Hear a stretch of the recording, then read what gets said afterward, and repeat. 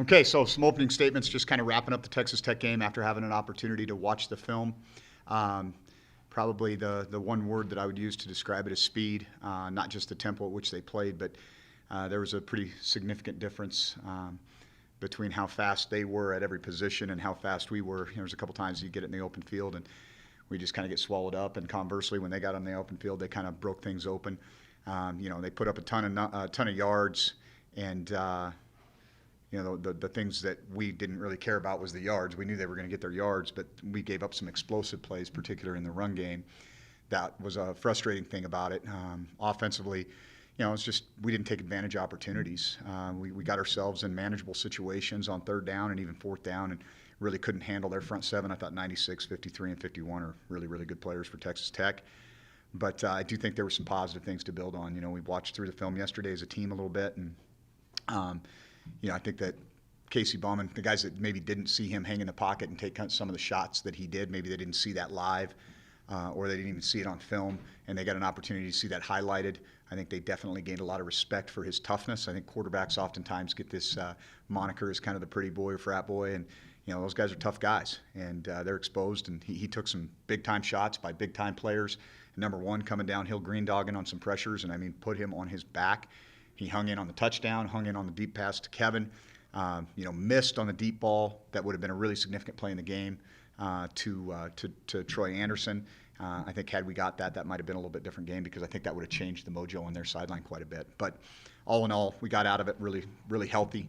I think our kids know that they could have played better, and they also know that that's the best team by far that we've played since we've been here in terms of the athletic talent and the speed. And so we're on to Southeast Missouri State, and that's part of the reason we have this new schedule. We don't do a lot on Sunday. I only watch about 15 to 20 clips of the entire game. The coaching staff's preparing for the next opponent, and then we get the kids out of here. We come in Monday, and we hit the reset button, and we get to work. And so, clearly looking at this team, Coach Matukowicz has done an awesome job. He's a ball coach, man. I just love looking at his resume. Kind of a guy was with Jerry Kill a long time. He started out, Division II, junior college, NAIA, FCS, FBS, gets his opportunity to be a head coach. And I just have a ton of respect for the job that he's done there. He's been there 6 years, and they've gotten better and better and better each year. It's not necessarily a place that's easy to get to. Cape Girardeau is kind of an interesting place. It's a nice place.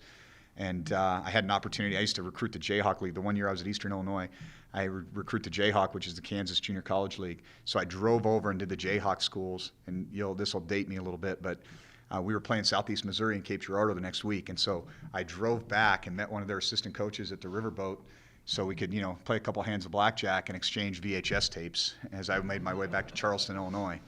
And so I was in the OVC for a year, had an opportunity to go to Cape Girardeau and play. I think those kids always have had kind of the reputation of being tough, hard-nosed kids, and I think that's just been enhanced by the coaching staff that's there. I would describe this team as physical. I would describe this team as confident. You can tell that they feel good about who they are. They return 8 of 11 starters on defense. They play with some swagger.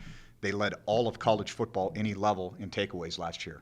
Okay, 36. They had 23 interceptions and 13 recovered fumbles, and so that's something that's obviously a huge part of their success a year ago, and they fed off of that. They scored 144 points off takeaways last year, so I think that's something, as you look at the game, so definitely something to pay attention to. They're not only aggressive in taking the ball away, but they're opportunistic on offense.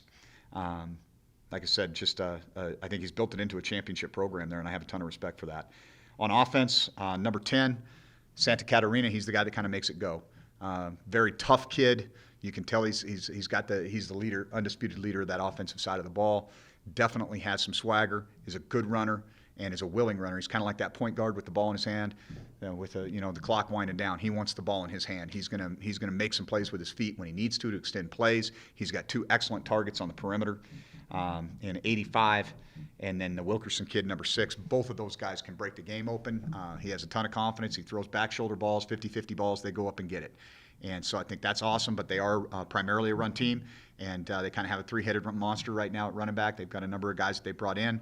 Have some new guys on the offensive line, but they look good. They're all mature guys, junior college transfers. I think 4 of the 5 starters are junior college transfers, and they all looked apart, those long levered bodies, and very physical players, very physical mindset. On the defensive side of the ball, which is kind of where they hang their hat, they've got the Buck Buchanan Award winner coming back, the Hall kid, number 5, extremely active, physical linebacker, 6 foot, 235 pounds, and he will hit the line of scrimmage with some intensity and some attitude. I think their best interior defensive lineman, the Thornton kid, number 50, is a problem. They have a very physical, big nose, and they present a variety of challenges. Their defensive style is aggressive, but they play tight coverage even when they're playing zone. And so it's going to be interesting. So I think it's a really, really good opponent. I anticipate, I don't know, I think they were 17 coming in. I'm going to guess that they're 12. So they've climbed in the polls. That's what I told our guys yesterday. These guys are going to climb in the polls, and we're going to have a really, really good team coming in here, a team that made a deep playoff run last year, and I'm sure they're wanting more. And so with that being said, happy to take any questions. I guess first of all, just how excited are the guys to finally have a home game? I thought we had really good energy at practice today, and I definitely know that they're excited to be back in Bobcat Stadium. The Gold Rush game is a great atmosphere, and it should be a fun event for our guys. And yeah, there's definitely, I think, the game week on campus, on a college campus, especially like a true college town like Bozeman, Montana, there's really nothing like it, and you can already feel it. Playing a ranked FCS non-conference game, what is it about that opportunity that you might like for having that as your home opener? Yeah, I think it shows you where you are. You can say, hey, the measuring the things out of the Texas Tech game that I took away were, number one, we handled the environment. We were not sloppy. We didn't turn the ball over. We didn't have pre-snap penalties. Certainly we got out-executed at times and we were overmatched at times, but there wasn't a lack of effort and there wasn't a lack of focus. And so now it's about taking our execution to the next level, and we're going to have an opportunity to do that against a very good opponent. And so, if you want to set yourself up, and I've said this for a while, if you want to set yourself up for a run, a big part of that is having the respect of the committee. Well, if they're ranking a team as high as 12 and you have the opportunity to play them, that gives you a chance. And I'm sure that Coach Duke's saying the exact same thing. He's telling his guys, hey, we got a chance to put ourselves on the map. I'm sure they're saying, hey, we'd like the first round bye. And so that's why it's important. If you don't test yourself early, you're going to pay for it late. We're going to get better as the year goes on. I promise you that. That's been our mantra and our MO around here since I've been here. But having an early season opportunity to kind of get on the map and on the radar of voters and committee members that are making selections, I think is a huge part of taking the next step in building a program. 2 penalties, win the turnover margin, just kind of how encouraged are you by those kind of things at Texas Tech as you start? Yeah, I thought we played with poise. Our kids did not lose their composure. They operated even under some of the conditions that were not ideal. And so, yeah, those were, I think those were huge positives. I think there was we stayed on schedule on offense. We couldn't convert on third down, and we had very manageable situations. Some of it was, errant throw. Everybody took a part in it on offense. Casey had his jitters early. We dropped some passes later on. We couldn't move some guys off the ball up front. Everybody took a hand in it.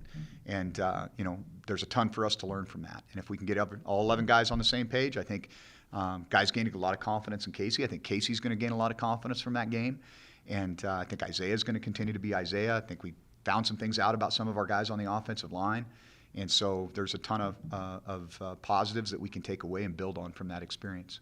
What did you learn from the offensive line, as you just mentioned? Yeah, I thought Lewis Kidd probably played as physical as he's played here, and I was very, very pleased with that. I think Denver Crone, even though he's an undersized guy, he's going to scrap and fight. I think Mitch Brott is justifiably a preseason All-American. Those are some things that I took away. That cheap shot against Callahan O'Reilly, how did he take that after it happened? Well, I was concerned about him because he was not doing well on the field. And, probably define it, there was a time in football where that was the standard, and the bottom line is that cannot be a part of our game anymore. And that's why I was upset. We have a responsibility. That's on us as coaches. There's other techniques that we can teach, and they're standard in this industry now. And if those shots, and it wasn't just one, there were 2 on that same play. And to me, when it shows up like that, that's not an accident. And that's why I was upset. Cal's a tough kid. He basically got the wind knocked out of him and took a good shot. It wasn't a concussion. He was cleared through the trainers, came back in, got us into a look that we liked, and executed a fake punt and played really well in the fourth quarter. And I think, again, to talk about a kid that gained confidence, hey, it was hard, it hurt. but I survived, and he pushed through and did some nice things. You mentioned that play with Callahan on the fake punt. You mentioned you hit the riverboat and play a little blackjack. How much your riverboat gambling mentality to change the momentum in that game with that ball deep in your own territory? I think you got to make something happen in a game like that, and I think that really it did. We got to a 14-7. We got to stop. We missed the shot to Troy. That could have made it a 14-14 game. Unfortunately, what happened was it flipped, and they got a score 21-7, and then at the end of the half, they got us backed up. We couldn't dig ourselves out. They got the ball back with a short field and went up. It was a 14-point swing, and so those are talk about lessons. Guys, this is how you win or lose games right here. And so Texas Tech, good job by them, taking advantage of the opportunities, creating field position advantage. Us not taking advantage of the opportunities and not digging ourselves out of a bad spot on the field. Tyree Gibson breaking up a couple passes. I think just kind of how is that a building block for? Yeah, I think both Tyree and EZ are going to be really good players for us. They're both young. They're going to make their share of mistakes, but they're really competitive guys, and I think that showed up in that environment. I mean, they didn't back down, and they were. I mean, we had a number of pass breakups. We had tight coverage. That we had the seams were a problem for us. We're going to have to continue to correct that. But in the quick game, and even on the deep balls, I mean, we weren't beat. If they made a play, they made a play and got hit, and that's the way it has to be. You mentioned Santa Catarina, formerly of Northern Illinois. Is he a guy that has that kind of talent, that FBS talent? He's got a lot of moxie, man. I mean, I just think he's not like what you're going to see from the Bowman kid from Texas Tech. Okay, he's not a 6'3", pocket passer type of guy that was recruited to the air raid offense. I mean, that's not his deal. Really, you think about Northern Illinois, and it's like +1 run game with the quarterback, RPOs, take your shots, and he fits that mold very well. Coy coming up with another one this week, kind of building on his great season last year. What are your expectations for him? Yeah, I think he's got great ball skills. Probably could have had another one. He was coming off out of the post on a deep ball, and would have been nice to see him come down with that. But he really does have a knack around the football for getting the ball out like he did down on the goal line, as well as playing the ball very well in the air. So that's not something that surprises me, and we need to continue to do that. Talking about your mantra as a coach is getting better every week. I mean, just your guys playing in a Power 5 atmosphere, that's got to be so invaluable. Getting better every week. Yeah. Well, we had a conversation yesterday with the young men about, guys, here's the way this works. And I think they don't always get it. Here's the way this works. Whether you flip a coin, win, lose, doesn't matter when you play an FBS opponent or a Division II opponent if you're in the FCS. So it's a very unique deal, and it took me a while to really embrace and kind of understand that too, right? So I asked him, you want to play a Division II team or you want to go to Texas Tech? You want to go to Utah? You want to go to Oregon State? There's no doubt what they want to do. And so I think it prepares them for a good run down the stretch. It stretches them. That's how you learn and grow, is by playing better people, playing against really good competition, and shows them where they need to go and what they need to do to improve. You had a few true freshmen play, Lonergan, a few other guys. How do you approach kind of being able to play them 4 games without bringing a red shirt? Are there any of those guys that you plan to play throughout the year, or how do you approach that? Yeah, I mean, there's some, we let the Texas boys get in the game, so D. Hosey and Jay Smitty got an opportunity to play. Ryan's a guy, because of our depth at tight end, we felt like we need to get him going early, see what he can do, and then we make that decision as the year plays out. Injuries are going to play. I don't have a crystal ball. I can't. They're going to play a role in that. Obviously we moved Jahari to running back early in camp because we were concerned about. We walked into camp and you got Joe Olson and Brock Spiegelberg, who unfortunately were injured in the summer. They're not going to be able to do it. I mean, that's a guy that's going to have to continue to have a role for us, and so. I think that'll play out. We've got 4 preseason games. I don't know that we'll play all those guys in all those games, but we've got to figure out where we're at. And so this is part of the process. I mean, you got to save some down the stretch because you're probably going to need them. Do you anticipate your offensive line being kind of fluid with having the option to put Denver at center and Zach Red at left guard? I think a lot of that kind of depends on how Tui comes along. Like I said, he was a little nicked up in fall camp, especially the last 2 weeks. And so as he progresses and gets more comfortable, that may shift things a little bit. But we're very comfortable playing 7 guys right now. And, I think that's going to continue to be a little bit of part of what we do until probably we get to league play. What have you kind of thought of Tui's kind of progress, as you mentioned, battling through injuries, and just kind of his overall progress as Yeah, I think I mentioned this earlier in fall camp. I think he's matured. You know, I think it's important to him for his teammates to look at him in a positive light, and for his coaches to look at him in a positive light. And I think he's made a concerted effort to take that step and be more mature. You know, handle adversity a little bit better. You know, these kids deal with a lot that the general public isn't always aware of, and so that's the job that we have to spend the most time on is helping these guys through some things that, you know, are real life things, and sometimes those can become a major distraction. And I think too, he's been able to do a better job of compartmentalizing some of that stuff and working through it.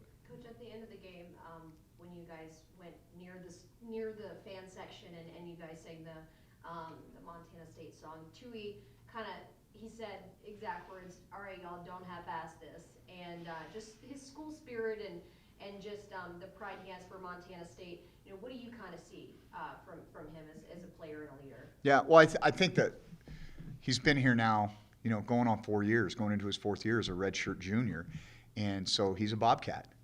That's what I take away from that. And the guys that stick around and the guys that go through the difficulty that college football is, it means more to them. And so I think they take, you know, part of their job, part of their responsibility is to pay that forward and pass that on to the young guys. And I'm sure that's who he was talking to. I don't think he was talking to Mitch Brott or Kevin Cassis. I think he was talking to those freshmen to make sure that they knew, hey, this is important. This is a part of our tradition, and this is what it means to win or lose. We're proud of representing Montana State University. Zach Hall, the linebacker, you know, when you're a returning Buck Buchanan winner, you're going to have a lot of, you know, light on you, I guess. So, how big of an impact do you think he does have on that defense, even though people know who he is? Yeah, well, he's in the box. He's difficult to block. He's very aggressive, downhill, what I call a hit and fit linebacker. But even more than that, you can tell that he's the emotional leader of that group. And so the energy that he brings, the passion that he plays with, the physicality, the edge, I mean, he defines what that defense is about. And you talk about how, you know, ball hungry those guys, their defenses and creating turnovers. And you and Matt kind of had the discussion with Casey on what you guys want to see him improve upon to make sure that he's able to play his game and not scheme into what that defense is trying to create. Yeah, I think that's always a fine line. You know, we have to be who we are. You know, we don't want to be grab bag or change dramatically week to week because we're not going to have banked reps on those schemes. We've got to be who we are. And, you know, I would say this, we did not show a whole lot in that game. And why would we? You know, I mean, let's be frank, this is a big game. This is a big game for both programs and an opportunity to, you know, it's not the season because, you know, there's a lot of football left to be played. But this is a great opportunity for both teams to establish themselves in the upper echelon of this FCS football right now. And so, you know, we definitely were a little bit vanilla. We, you know, threw a wrinkle here or there, certainly, but you want to make people prepare for certain things as well.